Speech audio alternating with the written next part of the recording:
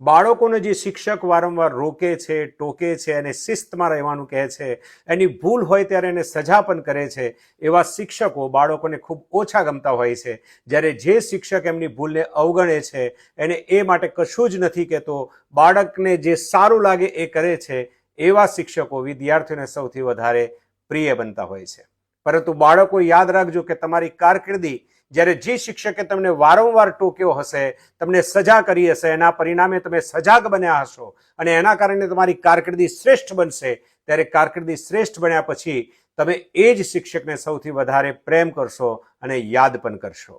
કારણ કે બાળકો તમારા માટે તમને જે ગમે છે એવું તમને ગમતા કરવું એ બહુ સરળ હોય છે, પરંતુ તમને ગમવા કરતાં ઘડવું એ ખૂબ અઘરું કામ હોય છે. અને આવા શ્રેષ્ઠ શિક્ષકો આવું જ કાર્ય કરતા હોય છે અને એટલા માટે આવા શિક્ષકોની પણ કદર ચોક્કસથી થવી જોઈએ. તમામ શિક્ષક મિત્રો, તમારું આ બાબતે શું કહેવું છે જરૂર કોમેન્ટમાં જણાવશો. જય હિન્દ, જય ભારત, જય શ્રી રામ.